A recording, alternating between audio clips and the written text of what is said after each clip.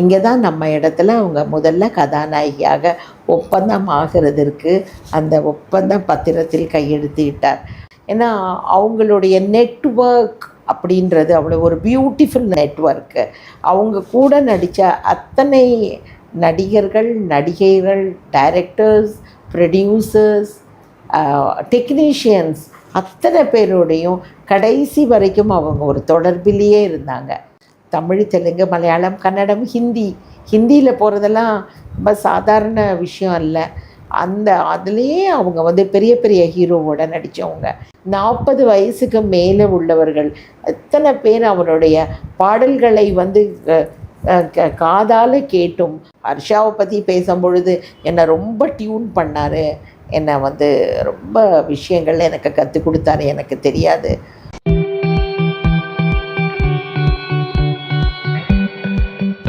நாயகி YouTube channel நேயர்களுக்கு என்னுடைய வணக்கங்கள்.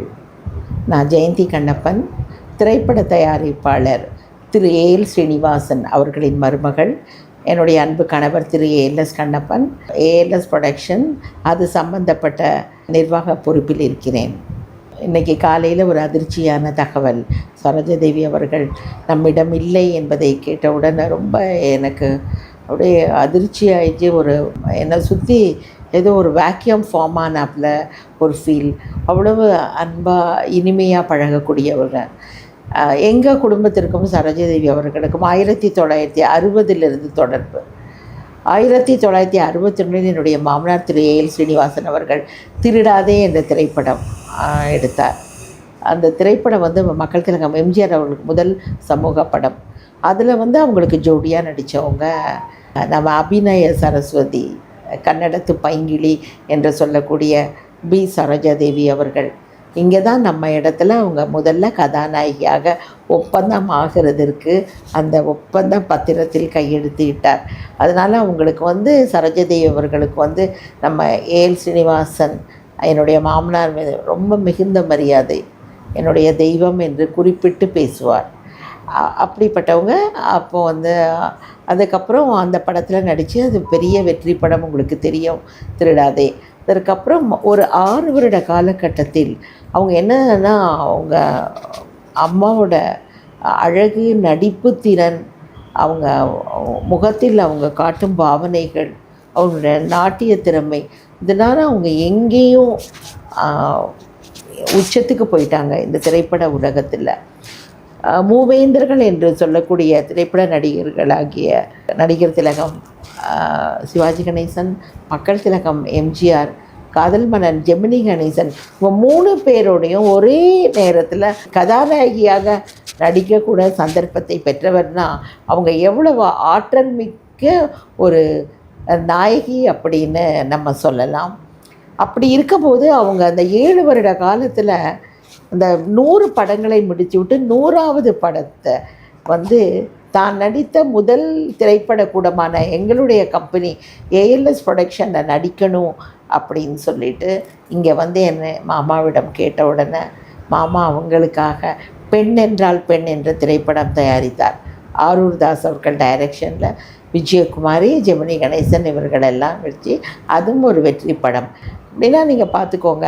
அதுக்கப்புறம் எங்களுடைய கன்னட திரைப்படமான மல்லமன பவாடா அப்படின்ற ஒரு திரைப்படம், அதுலேயும் சரோஜாதேவி எங்கள் பேனரில் நடிச்சிருக்காங்க. இப்படி வந்து எங்கள் குடும்பத்தோடு அவங்க வந்து தொடர்புடையவர்கள். அந்த தொடர்பை என்னுடைய மாமனார், என்னுடைய கணவர் காலமானதற்கு பிறகு கூட அம்மா வந்து அந்த லிங்கை விடவே இல்லை. ஏன்னா அவங்களுடைய நெட்வொர்க் அப்படின்றது அவ்வளோ ஒரு பியூட்டிஃபுல் நெட்வொர்க்கு. அவங்க கூட நடித்த அத்தனை நடிகர்கள், நடிகைகள், டைரக்டர்ஸ், ப்ரொடியூசர்ஸ், டெக்னீஷியன்ஸ் அத்தனை பேரோடையும் கடைசி வரைக்கும் அவங்க ஒரு தொடர்பிலேயே இருந்தாங்க. அத்தனை குடும்பத்து நல்லது கெட்டதற்கும் அவர்கள் வந்து சென்று வருவார்கள். வர முடியலனாலும் தொலைபேசி அழைச்சி பேசக்கூடியவர்.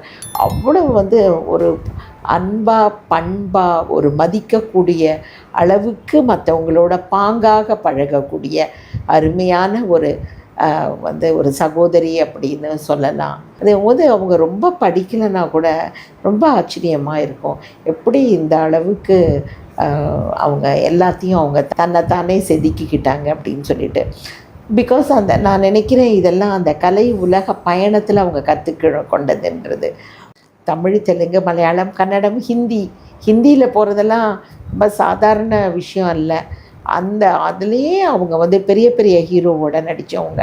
இதெல்லாம் அவங்க கற்றுக்கிட்டு அவங்க அதெல்லாம் தன்னுடைய வாழ்க்கையில் ஒரு மரியாதைக்குரிய பெண்மணியாக கடைசி வரைக்கும் உலா வந்தாங்க அப்படின்னு சொல்லலாம். ரொம்ப அதிர்ஷ்டக்காரங்க. அவர் எப்போவுமே அவங்க மக்கள் திலகம் எம்ஜிஆரை மறக்காமல் குறிப்பிட்டு பேசுவாங்க.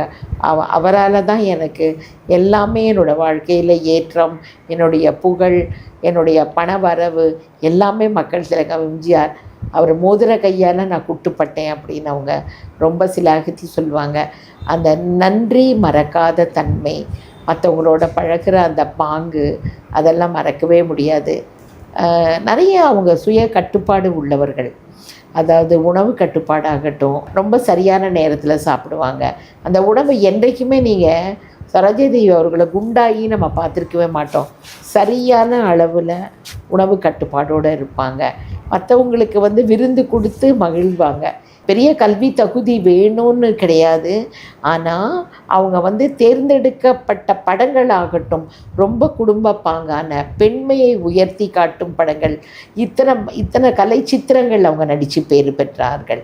அவங்க த வே ஆஃப் ட்ரெஸ்ஸிங் இருக்குது பாருங்கள். அவங்க சொல்கிறது ரொம்ப கிளாமர் ட்ரெஸ். அவங்க எப்போவுமே அவங்க படங்களில் போட்டதே கிடையாது. புடவை உடுத்தி, அந்த புடவை உடுத்தி இருக்கிறது கூட எவ்வளவு அழகாக அந்த உடம்பு தெரியாமல் அவங்க அதை ரொம்ப பெருமையாக சொல்லுவாங்க.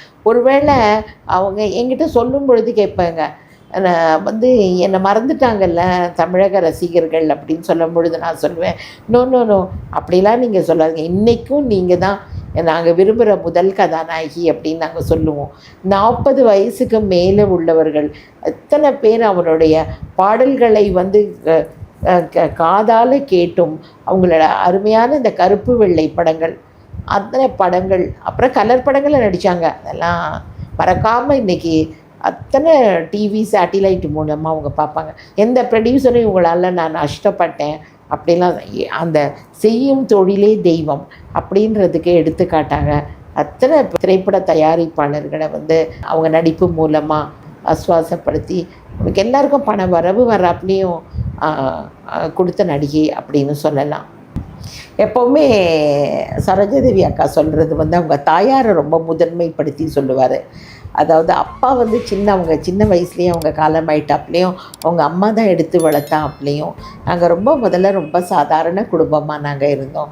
அதுக்கப்புறம் தான் நான் அழகாக நான் பிறந்துட்டேன்னு என் உறவுக்காரங்களும் என்னோடய அக்கம் பக்கத்தில் இருக்கவங்க சொல்லுவாங்க, இந்த மாதிரி நடிக்கலாமே அப்படின்னு சொல்லிட்டு அப்படி நான் நடிக்க வந்தேன்.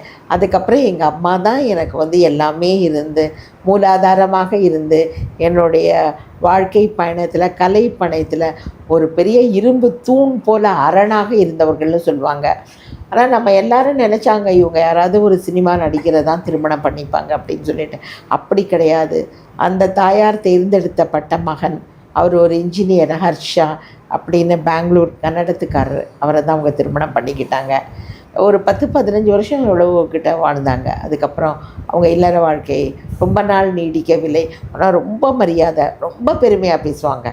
ஹர்ஷாவை பற்றி பேசும்பொழுது என்னை ரொம்ப டியூன் பண்ணார், என்னை ரொம்ப விஷயங்கள் எனக்கு கற்றுக் கொடுத்தாரு, எனக்கு தெரியாது அப்படின்னு சொல்லுவாங்க. உதாரணத்துக்கு என்ன சொல்லுவாங்க, நீ பண வரவை எதுவும் ஒளிவு மறைவு இல்லாமல் கரெக்டாக கணக்கு வச்சு இன்கம் டேக்ஸில் ஃபைல் பண்ணணும், அதை இன்ன வரைக்கும் நான் செய்கிறேன், என் கணவர் நான் சொன்னதை அப்படின்னு அவங்க சொல்லுவாங்க. ஸோ ரொம்ப பெருமையாக அவர் சொல்லுவாங்க. அவரும் என்ன பண்ணியே ரொம்ப நல்லா சாமி கும்பிடுவார். நாங்கள்லாம் நிறைய கோயிலுக்கு ஒன்றா சேர்ந்து போயிருக்கோம்.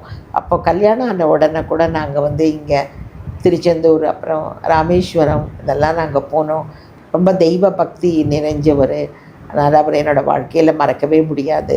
எனக்கு ஒரு நல்ல ஒரு உறவை எங்கள் அம்மா எனக்கு கணவராக அமைத்து கொடுத்தார் அப்படின்னு அந்த கடைசி வரைக்கும் அவங்க சொல்லுவாங்க. அவங்களுக்கு புவனேஸ்வரி அப்படின்னு சொல்லிட்டு ஒரு பெண்ணு, அப்புறம் வந்து அவளுக்கு வந்து இல்லற வாழ்க்கை சரியாக அமையலை. அதனால் அவள் வந்து கொஞ்சம் சீக்கிரமாகவே மன வருத்தத்தில் போயிட்டா. பட் அவங்களுக்கு வந்து இந்து அப்புறம் சொல்லிட்டு ஒரு பையன் இருக்காங்க. அதை பேரன் பேத்தின்னு ரொம்ப ரொம்ப சந்தோஷப்படுவாங்க அந்த குழந்தைங்க. இந்துவும் அவங்களுக்கு ரொம்ப பிடிக்கும். அதனால் இந்து அப்புறம் இந்துவோட குழந்தையெல்லாம் பிறந்த பிறகு அந்த ஃபோட்டோஸ் எல்லாம் நிறைய அனுப்பிச்சாங்க. அக்கா வந்து ஒரு அதிர்ஷ்டக்காரி தான் சொல்லணும். அவங்கள யாருமே விட்டுட்டு போகல. அவங்க கூடயே தான் அவங்க உறவு சொந்தங்கள் எல்லாம் இருந்தது. ரொம்ப கிளாஸ் லிவிங். கடைசி வரைக்கும் அவங்க வந்து என்னை இளவரசி போல் எப்படி அவங்க வாழ்க்கைய ஆரம்பிச்சு அதே போல் ராணி போல் தான் அவங்க இருந்தாங்க. அவங்க வந்து பெரிய வீடு, ஒரு பெரிய தோட்டம். அந்த தோட்டத்தில் அவங்க அழகாக அந்த பிஎம்டபிள்யூ காரில் பெங்களூரில் வர்றது, சென்னையில் வலம் வர்றதே அவ்வளோ அழகாக இருக்கும் அக்கா பார்க்குறதுக்கு. அந்த மாதிரியெல்லாம் ரொம்ப கிளாஸாக தான் வாழ்ந்துட்டு அவங்க போனாங்க. எந்த குறையும் அவங்க உறவுக்காரங்களும் வைக்கலை, பிள்ளைகள் பேரன் பேத்திகள் யாருமே வைக்கலை. அதெல்லாம் ரொம்ப சந்தோஷமாக ரொம்ப நிறைவான வாழ்க்கை. அக்கா வந்து தொட்டதெல்லாம் துலங்கும் போல் சின்ன பெண்ணாக இங்கே நம்மளை நம்பி தமிழ்நாட்டை நம்பி இங்கே அவங்க வந்தாங்க. நம்ம சினிமா உலகம் வந்து மொழி, இனம், ஜாதி, மதம், பேதம் எதுவுமே பார்க்காது. அப்படிப்பட்ட நம்ம திரைப்பட உலகுக்கு வந்து அவங்கள இன்றைக்கும் மறக்க முடியாத ஒருத்தங்க. நடிகையாக விடுங்க, but as a individual person தனிப்பட்ட முறையில் கூட அவங்கள மறக்க மாட்டாங்க. ஏன்னா அந்த வே அவங்க கேரி ஹர் செல்ஃப் இந்த சொசைட்டின்னு சொல்லுவாங்க பாருங்கள். அப்படி அருமையாக பட்டுடுத்தி அவ்வளோ மரியாதையாக கூட இருக்கிறவங்களுக்கு அவ்வளோ மரியாதை கொடுத்து உட்கார வச்சு பேசுகிறது, அதெல்லாம் நிஜமாக அவங்கள ஒரு மறக்க முடியாத நாயகி தான் நான் சொல்லுவேன். நம்ம இந்தியாவுக்கே கிடைத்த பொக்கிஷம் அவங்க. அந்த 3 மணி நேரம் அவங்க நடித்து நம்மளை எவ்வளோ சந்தோஷப்படுத்தியிருக்காங்க. ஒண்டர்ஃபுல். அவங்களுக்கு வந்து இந்திய அரசாங்கம் கொடுக்க வேண்டிய அங்கீகாரம் நம்ம தமிழக அரசு, கர்நாடக அரசு, ஆந்திரா அரசு எல்லா அங்கீகாரத்தையும் கொடுத்துருக்கு. வெளிநாட்டில் எவ்வளவு நம்ம ரசிகர்கள் அவங்களுக்கு இருக்காங்க. அவங்க எந்த நாட்டுக்கு போனாலும் ஐயோ சரோஜா தேவின்னு சொல்லிட்டு ஓடி வந்து புகைப்படம் எடுக்கிறது. அது அமெரிக்காவாகட்டும், லண்டன் ஆகட்டும், மலேசியா, சிங்கப்பூர் ஆகட்டும், மறக்க முடியாத ஒரு மனுஷி. அவங்க நட்பு வட்டம் ரொம்ப பெருசு. எந்த மாநிலத்திலையும், அது அவங்க பிறந்த கர்நாடகா மாநிலமாகட்டும், ஆந்திரா மாநிலமாகட்டும், நம்ம தமிழக மாநிலம், ஹிந்தி வந்து அத்தனை பேர்கிட்டையும் அவங்க நடித்தவங்களோட அவங்க வந்து அந்த அந்த சங்கிலியை உடைக்கவே இல்லை. அந்த ஒரு கனெக்டிவிட்டி இருக்கும். அவங்க love to speak and mingle, அவங்களோட பழகணும். இப்போ இங்கே சென்னைக்கு வரும்பொழுதெல்லாம் நடிக்கிறதில்ல, அவங்க வீட்டில் அவங்கள பார்க்கலாம். அப்புறம் வந்துட்டு அவங்க சென்னைக்கு வந்த உடனே ஃபோன் பண்ணிவிடுவாங்க. இங்கே இருக்கிறவங்க ரொம்ப பீஸ்விஷில் அம்மா அவங்க வந்து, ஏன்னா அந்த கால ஆலயமணிலேருந்து பாடினவங்க, மேலே ரொம்ப மரியாதை. அப்போ வந்து இங்கே இருக்கவங்க நடித்தவங்க அத்தனை பேரும் நாங்கள் ஒன்றா கேங்காக சேர்ந்துருவோம். காஞ்சனா அவர்கள், ராஜேஸ்வரி, சச்சுமா, ராஜசுலோச்சனா, அப்புறம் அவங்க வீட்டு பிள்ளைங்க, அப்புறம் எல்லாருமே ஒத்தங்களையும் இல்லை, அத்தனை பேரோட நல்லது கெட்டதுக்கும் அவங்க வந்துடுவாங்க. அஞ்சலி அம்மா இருக்கும் பொழுது அஞ்சலி அம்மாவோட 80th or 70th birthday MRC நகரில் நடக்கும் பொழுது அதுக்கும் அவங்க வந்திருந்தாங்க. அப்புறம் எல்லா விசேஷங்களுக்கும் அதே போல் நடிகைகள்னு மட்டும் அல்ல, அவங்க வந்து ப்ரொடியூசர்ஸ் வீடு, அப்புறம் டைரக்டர்ஸ் பீம்சிங் வீடு, அவங்க எல்லாரும் ப்ரொடியூசர் வீடு, நம்ம ஏஎல்எஸ் வீடு, ஏவிஎம் வீடு, எல்லாரோடையும் ஒரு நெட்வொர்க், எல்லாத்துலேயும் அவங்க இருப்பாங்க, கலந்துப்பாங்க. அந்த பழைய வாழ்க்கையை அவங்க மறக்கவே இல்லை. இவங்களால நம்ம ஏற்றிவிட்ட ஏணின்னு சொல்லிட்டு அவங்க யாரையுமே அவங்க மறக்கல. ரொம்ப மரியாதையாக அவங்க இருப்பாங்க. அவங்க வந்தாலே அப்படி அந்த இடமே அப்படி ஒரு கலகலான்னு ஆகிடும். அப்படி ஒரு 1000 லைட்ஸ் 1000 வாட்ஸ் போட்ட அந்த விளக்கு போட்ட போல் ஒரு பிரகாசம் அந்த இடமே போயிடும். கடைசியாக அவங்க 1 வருஷத்துக்கு முன்னால் சென்னைக்கு வந்தாங்க. அப்போ நாங்கள் டி நகர், எப்போ வந்தாலும் நாங்கள் உங்கள் டி நகரில் உங்களுக்கு ஒரு அப்பார்ட்மெண்ட் இருக்குது. அப்போ அவங்க கூப்பிடுவாங்க ஃபோன் பண்ணி. முதல்லையே பெங்களூர்லேருந்து தொலைபேசி மூலமாக அவங்க சொல்லிவிடுவாங்க, நான் வரேன் அப்படின்னு, ஃப்ரீயாக வச்சுக்கோங்க, ஒரு வேளை என்னை வந்து சந்திங்க அப்படின்னு சொல்லுவாங்க. ஸோ நாங்கள் அங்கே போய் அந்த 1 வருஷத்துக்கு முன்னால் நாங்கள் அந்த டைமில் நாங்கள் பார்த்தோம். அப்போ கூட அவங்க சொன்னாங்க, பொன்னியின் செல்வன் நம்ம படம் பார்க்க போனோம். ஐ திங்க் அந்த படம் தான் கடைசியாக அவங்க பார்த்தது, பொன்னியின் செல்வன். அப்போ தியேட்டரில் போகிறது, இங்கெல்லாம் வந்தால் சாந்தி தியேட்டருக்கு போகிறது, அதெல்லாம் உண்டு. அந்த பழக்கம்லாம் இருந்தது. ரொம்ப அட் ஹோம். இது நான் பிறந்த மண்ணு மாதிரி அப்படின்னு தமிழ்நாடு அப்படிலாம் நினைப்பாங்க, சொல்லுவாங்க. ஐயோ இன்னுமே என்னை மறக்கலையா, உண்மையாக சொல்கிறியா, என்னை மறக்கலையான்னு கன்ஃபார்ம் பண்ணிப்பாங்க. மறக்கலையா, ஐயோ மறக்கலை, உங்களை எப்படி மறக்க முடியும்? ஏன்னா ரொம்ப அழுத்தமான கதாபாத்திரங்களில் அவங்க நடித்தவங்க, நான் மறக்க முடியாத கேரக்டர்ஸ், ஒவ்வொரு கேரக்டர்ஸ். ஸோ அதனால் அப்போ நாங்கள் எல்லோரும் பார்த்து ஒன்றா உட்காந்து சாப்பிட்டு ரொம்ப ஆசையாக இருப்பாங்க. அவங்களே பரிமாறுவாங்க. ஒரு குடும்பத்தில் ஒரு நபராக தான் எல்லாரோடையும் அவங்க பழகினாங்க. அப்படி தான் நான் சொல்லுவேன். இந்த அவங்களோட ரசிகைகளுக்கு நான் என்ன சொல்கிறது, சமாதானம் எப்படி சொல்ல முடியும்? ஆனால் திரைப்படத்தில் அவங்க வாழ்ந்துக்கிட்டு இருக்காங்க. என்றைக்குமே இருக்குது. நம்ம பூனே ஃபில்ம் இன்ஸ்டியூட்டில் எவ்வளோ படங்கள் அவங்க நடித்த படங்கள் பாதுகாக்கப்பட்டிருக்கு. அதனால் அவங்கள நம்ம திரைப்படம் மூலமாக இல்லை, இன்றைக்கி நம்மளோட இல்லை, அதை பிறப்பு என்று ஒன்று இருந்தால் இறப்பு என்று ஒன்று, நல்ல நிறைந்த வாழ்க்கை வாழ்ந்து நல்லா 80 வயசுக்கிட்ட நெருங்கி அவங்க உயிர் பிரிஞ்சிருக்காங்க. ஸோ அதை நம்ம அக்செப்ட் பண்ணிக்கணும். அவங்களுக்கு எப்போவுமே அவங்க நம்மளை என்ன சொல்லுவாங்க, என் ரசிகர்களை நான் மறக்கவே மாட்டேன். அதுவும் என் மக்கள் திலகம் எம்ஜிஆர் அவர்களின் ரசிகர்களை ரத்தத்தின் ரத்தமேன்னு அவர் சொல்கிறாப்புல, நான் என்றைக்குமே மறக்கவே மாட்டேன். ரொம்ப அவங்களால தான் எங்கள் வாழ்க்கையேன்னு சொல்லுவாங்க. ஸோ இன்றைக்கி நம்ம ஏற்றுக்க தான் வேணும். இந்த துயரத்தை நம்ம ஏற்றுக்கணும். இன்றைக்கி இல்லைன்னு சொல்லும்போது ரொம்ப மனசுக்கு பார்க்க முடியாதே, உங்களோட பேச முடியாதே, குரலை கேட்க முடியாதே அப்படின்னு ஒவ்வொருத்தங்களுக்கும் அந்த ஆதங்கம் இருக்கிறது. என்ன பண்ணுவது? அதுதான் வாழ்க்கை. நம்ம அதை ஏற்றுப்போம். அக்கா என்றைக்கும் மறக்க மாட்டோம். நிறைய விஷயங்களை அவங்ககிட்டேருந்து நம்ம எடுத்துக்கலாம். அவங்க எப்படி அவங்க தொழிலை அவங்க வந்த தொழிலில் எவ்வளவு சரியாக இருந்தாங்கன்றது தான் நம்மளுக்கெல்லாம் ஒரு பாடம். அதே போல் நம்ம எந்த தொழிலை செஞ்சாலும் அதை சரியாக ஒரு பொறுப்பாக செய்ய வேண்டும் அப்படின்றது. ஸோ அவங்க வாழ்க்கையே ஒரு பாடம். என்றைக்குமே அவங்க நம்ம மனசில் குடியிருப்பாங்க அப்படின்னு நம்ம அவங்கள நினச்சிப்போம். அவங்க இல்லைன்றது ரொம்ப வருத்தம். அவங்க ஆத்மா சாந்தி அடையட்டும். அவங்க இறைவன் பாதத்தில் அவங்க அமைதி பெறட்டும் அப்படின்னு தான் நான் இந்த நாளில் நினைக்கிறேன்.